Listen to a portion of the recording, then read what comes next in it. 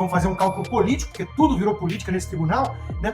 Se prenderem ele, eu temo muito pela sua segurança lá dentro, pela vida, né? É uma questão que precisa ser levantada. A gente sabe o que essa gente é capaz. A gente sabe o que eles tentaram fazer com o Bolsonaro candidato.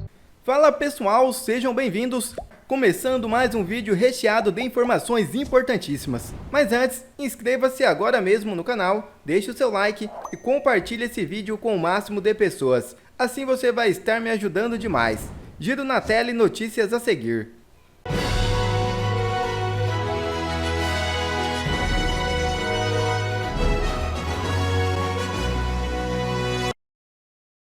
Com 13 mil páginas, denúncia grave contra Moraes deve chegar nas mãos de Trump. É isso mesmo.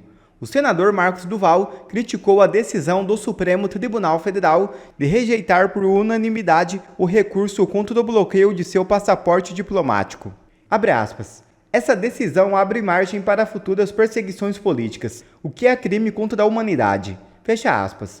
Disse o senador acrescentando que isso é uma violação jurídica internacional. A apreensão do passaporte diplomático de Marcos Duval, que havia sido determinada pelo ministro do STF, Alexandre de Moraes, foi mantida pela primeira turma da corte, composta pelos ministros Luiz Fux, Flávio Dino, Cristiano Zanin e Carmen Lúcia, além do próprio Moraes. Ao questionar a legalidade da medida, o senador ressaltou que não responde a nenhum processo criminal. Ele também alegou que a restrição imposta pelo STF interfere no exercício de suas atividades parlamentares. Segundo ele, a decisão tem o objetivo de dificultar o seu trabalho com o secretário de Estado dos Estados Unidos, Marco Rubio. Marcos Duval afirmou ter encaminhado 13 mil páginas de documentos a um assessor de Rubio, com denúncias contra Alexandre de Moraes e outros ministros do STF. Além disso, o senador destacou que protocolou uma denúncia formal contra Moraes por perseguição política.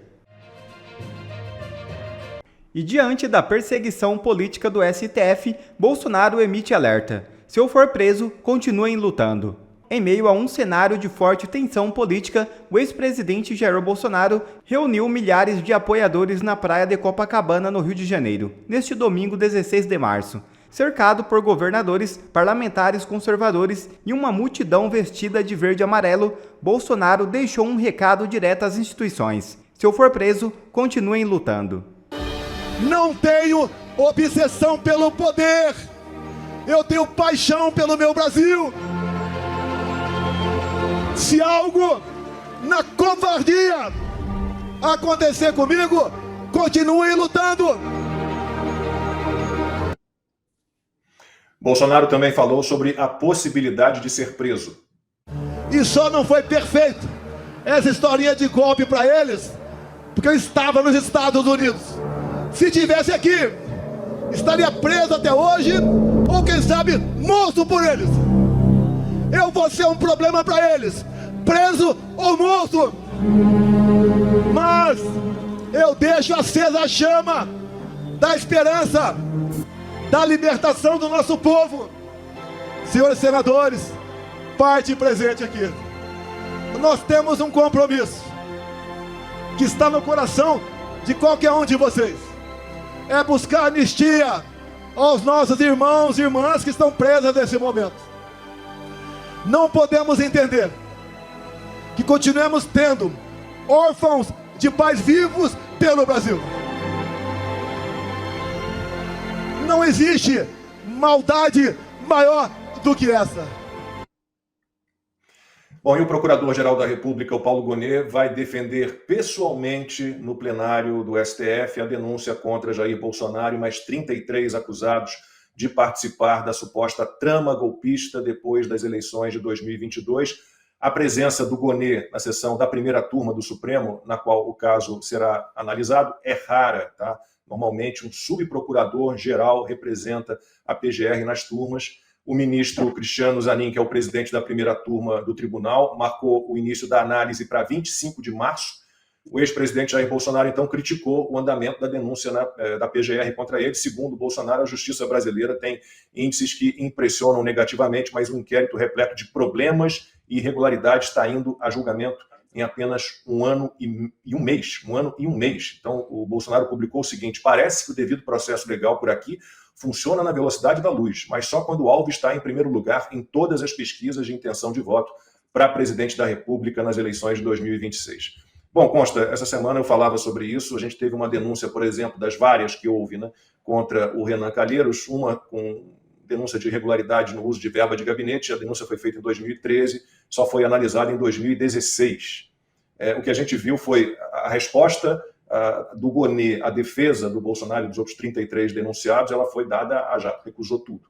Aí mandou para o Alexandre de Moraes, para o relator, mandou para o Zanin na mesma hora. E o Zanin, na mesma hora, convocou, inclusive, 2 sessões extras e já marcou o início da análise para 25 de março. É uma velocidade realmente impressionante. É tudo do jeitinho que eles querem, infelizmente, num joguinho, a gente está vendo, de cartas marcadas, Consta. Eu chamei na Gazeta do Povo isso de a morosidade da justiça deu lugar à celeridade do justiçamento. E é mais ou menos o resumo que eu faço. Todo mundo sabe, até as pedras no Brasil sabem, que esse é um julgamento político. É um pré-julgamento, é uma perseguição política. A parte jurídica, o próprio advogado do presidente, o Paulo Cunha Bueno, ou juristas como André Marsiglia e tantos outros, já apontaram todos os problemas, todas as falhas, a falta de competência, a primeira turma que vai julgar, né, de forma tão célere, acelerada, a jato, né, envolve o advogado do Lula, envolve o comunista que até ontem era o ministro da Justiça do Lula e que demonizou literalmente Bolsonaro, chamou ele de demônio, né? E quem diz que eles todos são imparciais e não são suspeitos é o presidente da corte que disse: nós derrotamos o bolsonarismo. É uma piada de mau gosto. Isso não é um julgamento, né? Isso é um justiçamento. Lembra aqueles show trials soviéticos? Lembra o vilão do Batman, o Ben, fazendo aqueles julgamentos jacobinos em praça pública, porque eles tomaram o poder, o que é diferente de ganhar a eleição. O discurso do Bolsonaro foi muito bem feito, muito comovente, inclusive. É muito fácil de acreditar nele quando ele realmente diz que não tem esse apego todo ao poder. É visível isso, né, que ele não é como essa turma que está condenando ele, pré-julgando ele, tentando extirpar a direita da política. Né? Ele mesmo colocou, como já lembrou a Bia, que ao contrário do Lula, que depois de 40 anos no PT não tem uma liderança petista criada nesses 40 anos, aqueles que tentaram surgir, o Lula foi lá e ofuscou. O Lula só se cerca de gente apagada, de gente medíocre, poste apagado como o Haddad e companhia, né? O Bolsonaro não. O Bolsonaro criou lideranças, tanto é que fica a turma tentando criar divisões internas. O governador de São Paulo, Tarcísio, é um nome com um cacife para se candidatar, se quiser, ou se não tiver mesmo jeito e o Bolsonaro tiver inelegível. O Nicolas, todo mundo esperando chegar na idade para poder votar para presidente. Tem várias lideranças surgindo. Então, o Bolsonaro é alguém que não se apega, ao contrário de alguns que querem defendê-lo em seu nome, agindo para criar intriga, divisão onde não há. Né? Então, está muito claro que o Bolsonaro está lutando por justiça aqui, inclusive a dele, mas não só a dele, e não prioritariamente a dele. Eu acredito piamente que o Bolsonaro é alguém que olha para esses presos políticos, para esses órfãos de pais vivos, como ele mesmo tem chamado, ele olha com empatia, como qualquer ser humano normal, diga-se de passagem. Quem não tem empatia por essa gente é psicopata. É gente desprezível. É gente que fica gritando, como a deputada colocou, anistia já, gente perversa. Gente que foi anistiada por crimes verdadeiros. Então, é óbvio que o que está acontecendo no Brasil é muito triste, é um capítulo sombrio da história. Agora, a pergunta que fica, Lacombe, e que todo mundo se faz, é o que vai sair disso. O Bolsonaro está certo, né? Se acontecer o pior comigo, e eu temo muito se prenderem ele, eu acho que querem muito prender, né?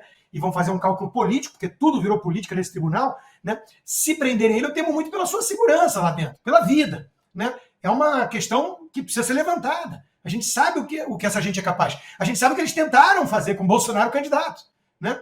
Era um esquerdista lá, o Adélio, com uma história muito mal contada. Mas chama a atenção essa garra, esse patriotismo. Remete ao fight do Trump, quando levou um tiro. Então é isso aí, né? Nós não vamos desistir. Não tem jeito, vocês vão tentar calar um, vão prender 2, vão prender 1000, vão tentar matar 5, mas nós estamos aqui. Nós ainda estamos aqui, combatendo o câncer e combatendo os malditos que tomaram o poder no Brasil.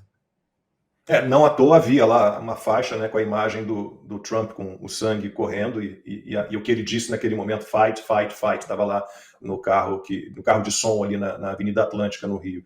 Antes de passar para a Ana, vou ler aqui uma mensagem do assinante aqui do nosso canal no YouTube, o Francisco Alisson Maia de Queiroz.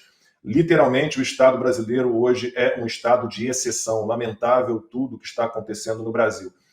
O andamento dessa denúncia, desse processo contra o Bolsonaro, é mais uma prova disso. a gente nunca viu nada tocado nesse ritmo pelo Supremo Tribunal Federal. Não, e aí você coloca no combo todo, né, político, o próprio discurso na posse da presidente do Superior Tribunal Militar, a ministra Maria Elizabeth Rocha, discurso político, absurdamente político. A politização do judiciário não dá certo. As páginas da história da humanidade mostram isso, que a politização do judiciário... É por isso que os pais fundadores dos Estados Unidos, eles tinham tanto medo. O maior medo deles era de um judiciário politizado e ativista. Por isso que eles colocaram muitos filtros até que uma decisão fosse, de fato, protocolada, digamos assim, aquela decisão final. Então, até chegar numa Suprema Corte dos Estados Unidos, a Suprema Corte com 9 juízes, é um processo, não é nem como o Brasil, primeira instância, segunda instância apenas. Cada estado tem a sua Suprema Corte, cada estado tem vários tribunais de apelações, então eles tinham pavor, porque uma vez uma decisão política chancelada por um juiz, aí acabou. E no Brasil, a nossa pirâmide totalmente inversa, porque o presidente Bolsonaro ele vai recorrer a quem? Já está lá em cima. Nós entrevistamos essa semana o doutor Paulo, um dos advogados do presidente Bolsonaro. Foi uma entrevista com um recorde de audiência também na sexta-feira, se eu não me engano. E a quantidade de absurdos judiciais ali, né, legais no termo do judiciário, eles não tiveram sequer acesso às 81 mil páginas desse processo. Então, eu acho que, infelizmente, a condenação do presidente Bolsonaro ela já está estabelecida, né? Ela já está estabelecida. O que vai acontecer depois disso é que é uma página em branco ainda no Brasil, uma página perigosa, em branco, principalmente porque nós não temos no nosso Congresso, na Câmara e no Senado, várias pessoas como o Nicolas, como a Bia Kicis, como o Marcel Van Hatten, como o Eduardo Bolsonaro, não são todos assim, o senador Girão, e outras pessoas, né, outros parlamentares que realmente abraçaram, que se nós não abraçarmos a nossa Constituição e defendê-la, né, com vontade, acabou tudo. Acabou o Brasil, acabou tudo. Você pode discordar dentro da direita, você pode cutucar a esquerda cutucar a direita, é jogo da política. Agora, a Constituição sendo vilipendiada diariamente por causa de estratégias políticas e a nossa Suprema Corte simplesmente usando isso, essas manobras políticas para abandonar a Constituição e produzir favores para os opositores ao bolsonarismo, né? Imaginem, gente, olha, de tudo o que nós vivemos, é tudo tão grave, mas, para mim, no topo da minha lista, porque o que eu ouço daqui quando eu conto isso, no topo da minha lista de atrocidades no Brasil, você ouvir de um ministro da Suprema Corte, nós derrotamos o bolsonarismo. E aí, quando eu traduzo aqui, imagine um Supreme Court Justice dizendo nós derrotamos o trumpismo. Não existe isso, gente. Não existe isso. Deputada, eu citei aqui apenas uma denúncia contra o Renan Calheiros, que ficou ali 3 anos esperando para ser analisada, e sempre que alguém vem com esse papinho, já falei sobre isso várias vezes, de que mas o STF tinha que se ocupar deste assunto, porque o Legislativo não se debruçou sobre isso, deixou um vácuo, foi omisso, como se não se debruçar sobre um assunto irrelevante fosse algum tipo de omissão. Mas eu fico pensando, né? Valeria aquela história que Marcelo Rocha Monteiro, procurador, o André Marcília sempre falam. Então, será que não... A Câmara dos Deputados, por exemplo, não poderia ter assumido esses julgamentos todos, esses processos todos que prescreveram, sobre os quais o STF não se debruçou para analisar, porque se vale para um lado, deveria valer para o outro, né? É incrível, né? Agora, é interessante, Lacombe, que eu sou uma pessoa que vim da área jurídica. Eu fui procuradora do Distrito Federal por 24 anos e sou advogada desde 1984. Inscrita na UAB desde 1984. Eu nunca vi nada, nem de longe parecido com o que nós estamos vivendo no Brasil. Para descrever o processo do Bolsonaro, eu só uso uma palavra porque não tem outra. É farsa. A única palavra para mim, todo esse processo se resume nisso. É uma farsa. Agora, é claro que é muito importante a gente ter pessoas, os advogados do Bolsonaro, que fizeram uma peça excepcional, apontando, até porque tem que ficar registrado para a história, todas as ilegalidades, todas as irregularidades, todas as violações, né, que partem do Supremo e da denúncia do PGR. Nós temos aí, por exemplo, o André Marcília, o Pavinato, que tem também trazido isso, né, ponto por ponto. Então, é importante registrar isso tudo para a história. E é incrível como a OAB ela fica completamente, eu não vou nem dizer silente, ela é cúmplice desse processo. Agora, os advogados estão sofrendo também com a violação de suas prerrogativas. Imagina não poder sequer fazer sustentação oral. Manda um videozinho com a sustentação que sequer é ouvido. A gente sabe disso. A sustentação ela é protocolada no processo eletrônico. Num determinado momento, antes da meia-noite, 5 minutos depois, já sai a decisão. A decisão estava pronta. Nesse caso do Bolsonaro, não tem a menor dúvida de que a sentença já está dada. Não é? Seria realmente um milagre acontecer algo diferente. E a gente acredita em milagres, mas só um milagre para mudar essa decisão, que já está dada. Imagina, e ainda na primeira turma. Mas eu digo o seguinte, não adianta os advogados ficarem brigando por questões processuais apenas, quando está tudo viciado desde o início. Por isso que eu falo que é uma grande farsa. E agora eles ainda mudaram de novo a jurisprudência para a questão do foro privilegiado, que para a gente, né, Nicolas, não é privilégio nenhum. Você está ali com os ministros do Supremo no seu cangote, tentando te controlar, né, mandando recadinhos, te incluindo em inquéritos ilegais para ver se você fica mais, né, contido. Né? Então, só é privilégio para pessoas como Renan Calheiros, que sabe que o processo contra ele, a investigação, não vai andar.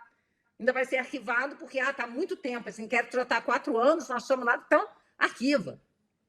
Para ele, pode ser um foro privilegiado, que é o nome que se dá, que na verdade é o foro por prerrogativa de função. Então agora o Supremo resolveu voltar atrás, retroceder e dizer que se você deixa o cargo, como deixa de ser presidente, deixa de ser senador, deixa de ser deputado, o foro continua. Quer dizer, eles já tinham pacificado a questão, que se você saiu do cargo, vai para a primeira instância. Agora não. Por quê? Eles querem concentrar todo o poder para eles. Eles se deram os meios de ação, que a Constituição não os deu, eles se deram os meios de ação e eles estão exercendo cada vez mais esse poder. E eu digo que há uma cumplicidade muito grande entre eles, porque cada vez que um extrapola, caminha mais, faz mais um abuso, ele está abrindo caminho para que todos se sintam completamente à vontade, né, e com essa sensação de impunidade. Mas eu quero dizer aqui que estou muito esperançosa, porque todo o trabalho que a gente vem fazendo fora do Brasil,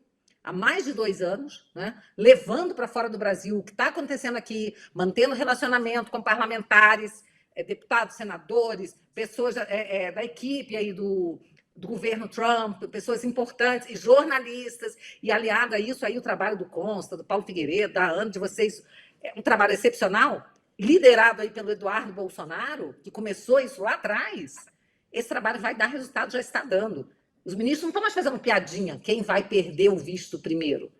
Eles estão com medo, eles realmente estão com medo, vendendo patrimônio nos Estados Unidos, porque eles sabem que uma hora, e essa hora não está tão longe assim não, uma hora isso vai começar a dar resultados concretos aqui no Brasil. E a minha esperança é de que, na hora que isso acontecer com 1 ou 2, os outros queiram se afastar, porque não vão querer eles também ficar sem visto, ficar sem acesso à rede bancária, cartão de crédito. Né? Então, eu acho que nessa hora, né, as coisas vão mudar.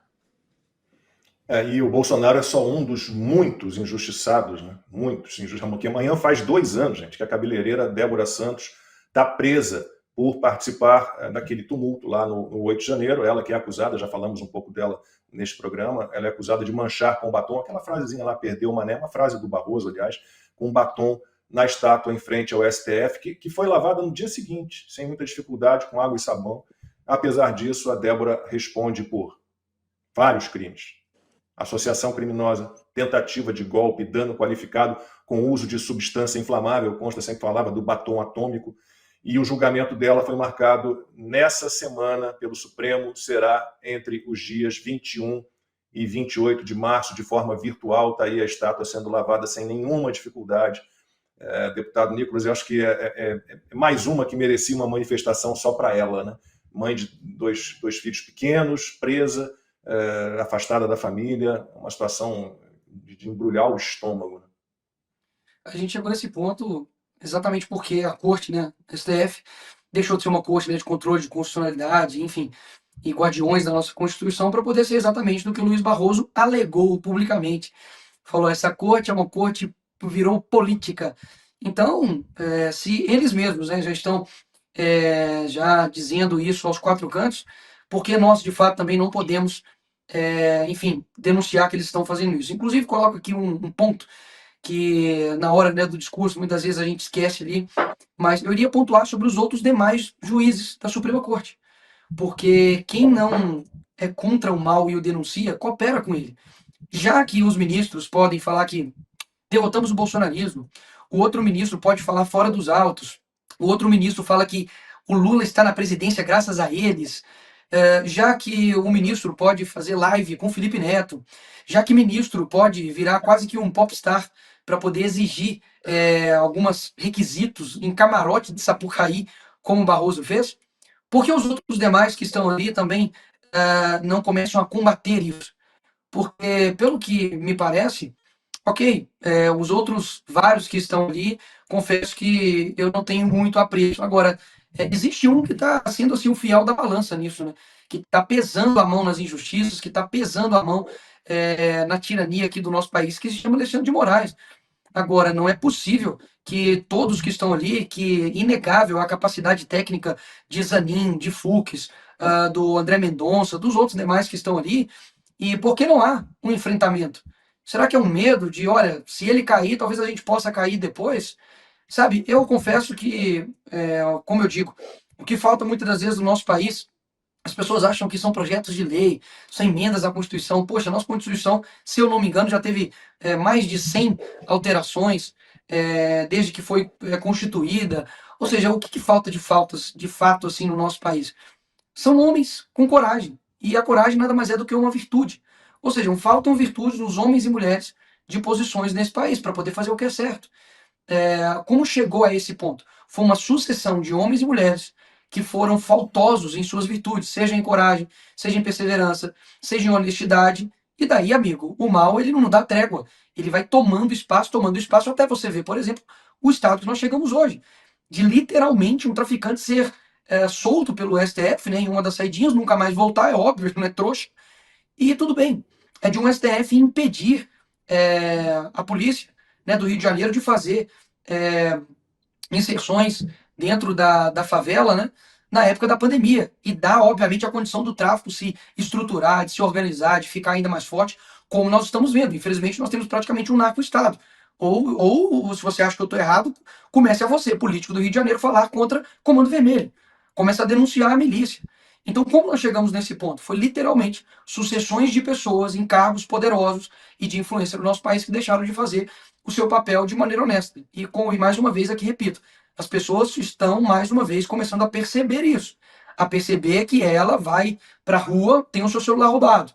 E quando ela vai para o seu trabalho, ela pode ser morta. Que ela não tem direito de defesa, mas os ministros têm um gasto maior do que a monarquia britânica, de que eles andam com segurança armados, de que eles andam com carros blindados. Então, fica latente isso para o brasileiro. Espero que isso seja, pelo menos, um momento na nossa história brasileira de uma mudança de caráter, uma mudança de cultura do Brasil como um todo. Quer ver mais conteúdos como esse? Então inscreva-se agora mesmo no canal e ative o sininho das notificações. Assim você não perde mais nenhum conteúdo que é postado aqui no canal. E também já deixe o seu like para o YouTube ajudar a divulgar o nosso trabalho. Fico por aqui e que Deus abençoe a todos. Brasil acima de tudo e Deus acima de todos.